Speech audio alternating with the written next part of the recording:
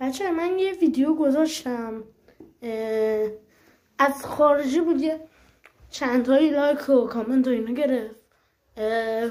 خواستم برای اون کسایی که خارجی بلد نیستن این ویدیو رو بگیرم که هم من حمایت شم، هم همین حرفایی که امروز قرار بزنم رو ریمیکس کنید. اگه میخواید خودتون استفاده کنید یا ریمیکس نکنید، خودتون همینا رو بگید. آقا ما ایرانی یه مشکل خیلی بزرگ داریم، هممون هم اینو میدونیم.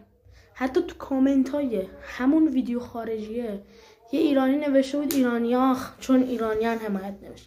مشکل ما همینه، ایرانیا به خاطر حرفای ایرانی حمایت نمیشن. آقا اگه میشه لایک کنید، کامنت کنید، خیلی حمایت بزرگیه.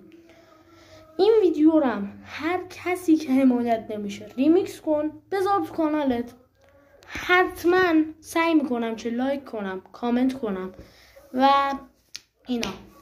اگه هم نتونستید این ویدیو رو ریمیکس کنید،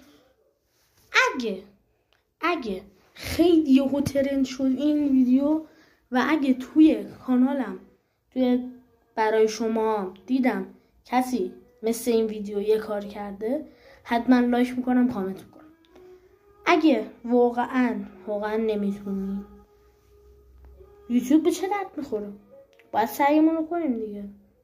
من خواستم فقط این ویدیو رو بگیرم برای کسایی که خارج بلد نبودن، وگرنه سعیمو میکنم که برسیم بالا. دمتون گرم. خدا حافظ.